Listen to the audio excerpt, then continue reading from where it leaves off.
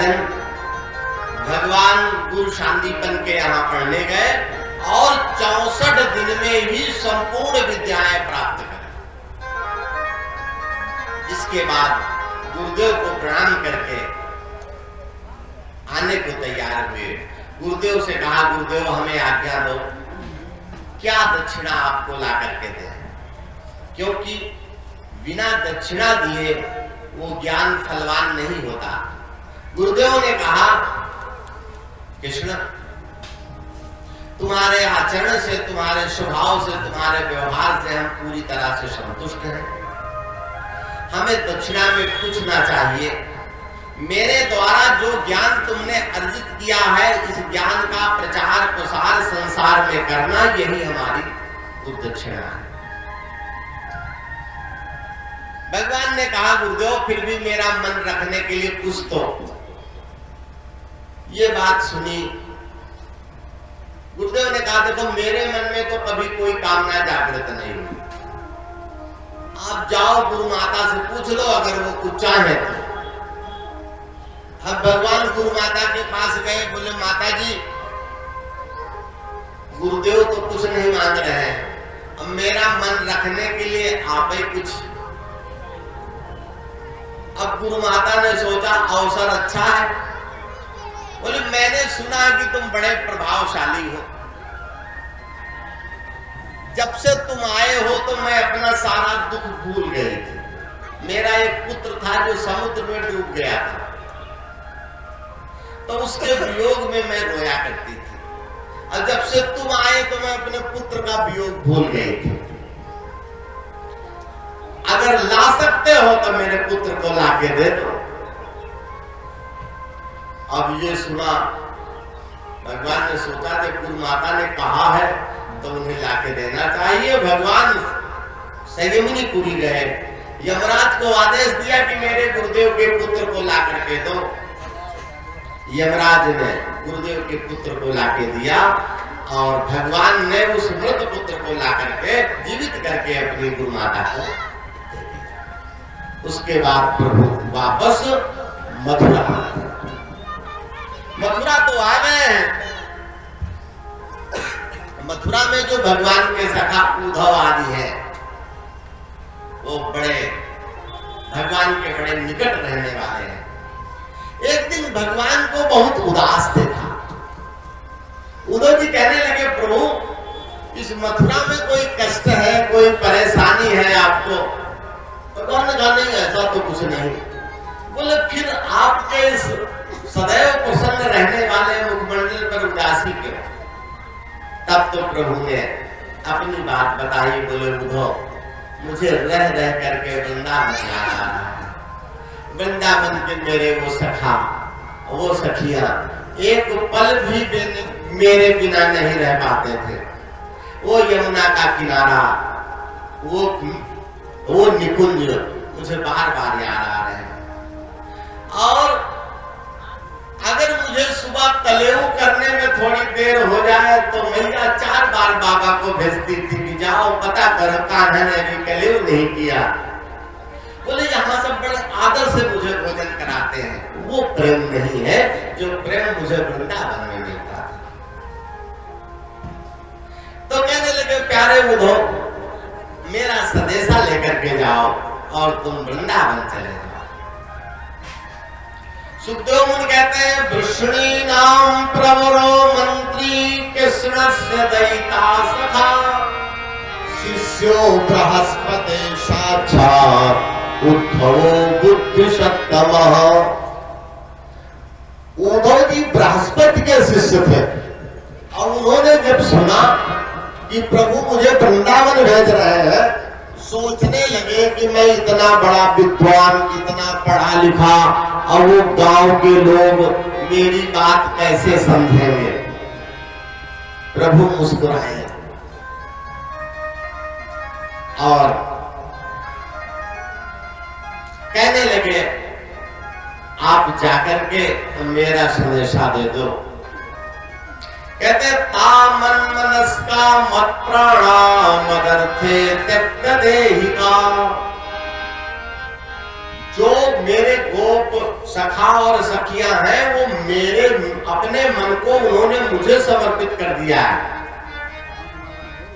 अब मेरे लिए सर्वस्व न्यौछावर करने वाले ऐसे मेरे सखाओं को, मेरे माता पिता को संदेश दे करके उन्हें शांत, उनका मन शांत हो। भगवान ने अपना रथ दिया, अपना पीताम्बर दिया।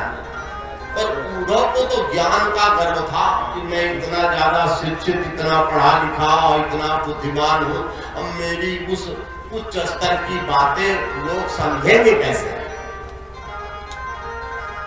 तो यही मन में सोचते हुए चले मथुरा से कुछ आगे, वृंदावन निकट आया। वहीं से प्रेम ने अपना अनोखा रंग दिखलाया। उलझ कर वस्त्र से कांटे लगे उद्धव को समझाने, तुम्हारा ज्ञान पर्दा फाड़ देंगे प्रेम दीवाने। नदी यमुना की धारा शब्द हरि हरि का, नदी यमुना की धारा शब्द हरि हरि का सुनाती थी। और भ्रमर गुंजार से ही ये मधुर आवाज आती थी। है प्रेम जगत में सार और कुछ सार नहीं। जब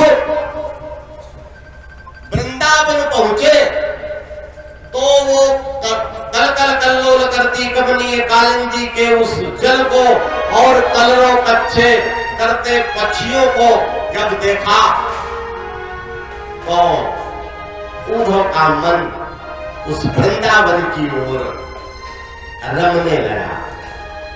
और देख रहे हैं इतने सारे विशाल वृक्ष हैं, जम्बू वम्ब कदम्ब निम्ब फलसा जंबीर यौवावला लीची दाड़िम नारिकेल इमली सिंसुका औंधी नारंगी अमरूद बिल्व बदरी सागौन शालादि भी शेड़ी बद्ध कमाल ताल तरवो सालगली थे खड़े। और सारे वृक्ष हैं।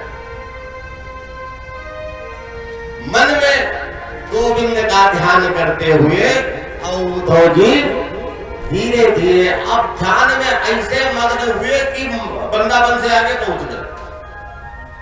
फिर ध्यान आया कि मुझे तो वृंदावन जाना है। तब जब सूर्यास्त होने लगा तब नंद भवन में उद्धव जी पहुंचे। नंद भवन पहुंचे, नंद जी ने देखा कि उद्धव जी आए हैं, भगवान के प्रिय सखा है। बुलाया, जलपान करवाया और फिर हाल चाल पूछने लगे। सबकी बात तो पूछते हैं लेकिन जब कृष्ण के बारे में पूछने को होता है तो गला भराता है।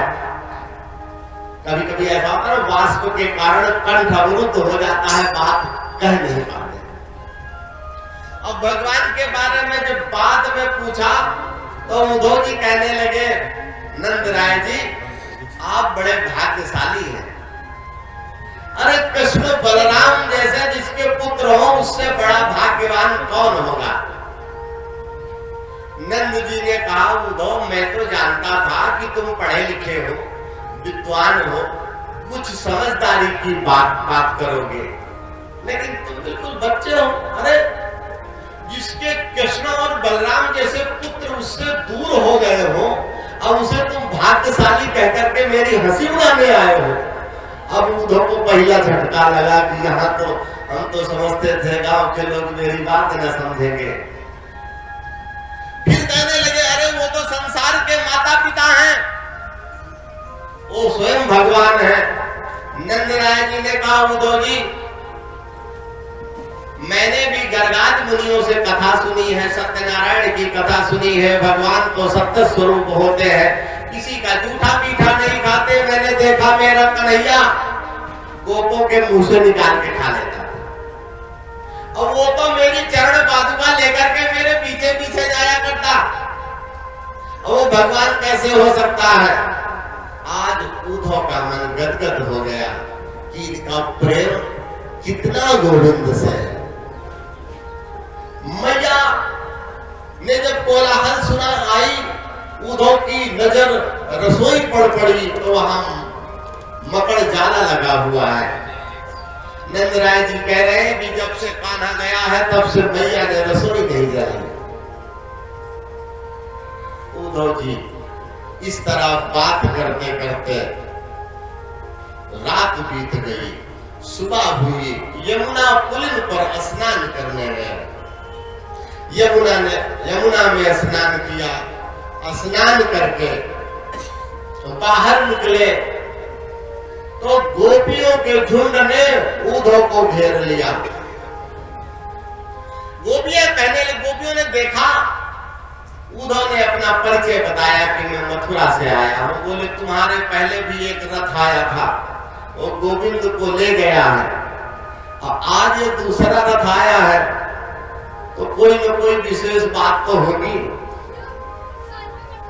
गोपियां कहने लगी उद्धव, मैंने सुना है कि संसार में जो हेतुज प्रेम होते हैं वो हेतु की सिद्धि के बाद समाप्त हो जाते हैं, लेकिन जो अहेतुज प्रेम होता है वो कभी समाप्त नहीं होता। कहते जैसे हेतुज प्रेम पक्षियों का वृक्ष से होता है, वृक्ष में जब तक फल लगे रहते हैं पक्षी वही कलरव करते हैं, और जब वृक्ष के फल समाप्त हो जाते हैं तो पक्षी उड़ के चले जाते हैं। जैसे कोई राहगीर जेठ की तपती दोपहरी में किसी वृक्ष के नीचे बैठ करके और छाया का सुख लेता है और उसके बाद वृक्ष को छोड़ करके चला जाता है। विद्यार्थी गुरुकुल में अपने गुरु जी से पढ़ने जाते हैं, जब ज्ञान प्राप्त कर लेते हैं तो गुरुदेव को प्रणाम करके चले जाते हैं। क्योंकि इनके प्रेम हेतु जो होते हैं, जब हेतु की सिद्धि हो गई तो उसके बाद चले जाते हैं। और इसी तरह जो कथा सुनाने वाले होते हैं, यजमान को रोज खूब अच्छी अच्छी बातें बताएंगे, कथा सुनाएंगे, कब तक? जब तक दक्षिणा न मिल जाए तब तक। दक्षिणा मिली, पोथी समेटी, दूसरे यजमान की तलाश में चल दिए। तो कहते हैं ये सब हेतुज प्रेम होते हैं, हेतु की सिद्धि के बाद समाप्त हो जाते, लेकिन कान्हा के प्रति हमारा जो प्रेम था वो हेतुज नहीं था। तो उन्होंने हमारा त्याग क्यों किया? कहती हैं आज ये वृंदावन हमें कुछ भी अच्छा नहीं लग रहा, ना ये वृक्ष, ना ये लताएं, ना ये यमुना पुलिन। जब कृष्ण थे तो यही सब, यमुना भी अच्छी लगती थी, ये लताएं भी अच्छी लगती थी, ये कुंज भी अच्छे लगते थे, और ये यमुना पुलिन भी अच्छा लगता था। आज कुछ भी अच्छा नहीं लग रहा। कहते हैं मुरली बजा के मोहना क्यों कर लिया किनारा, मुरली बजा के मोहना क्यों कर लिया किनारा, मुरली बजा के मोहना क्यों कर लिया किनारा, अपनों से हाय कैसा व्यवहार है तुम्हारा, अपनों से हाय कैसा व्यवहार है तुम्हारा।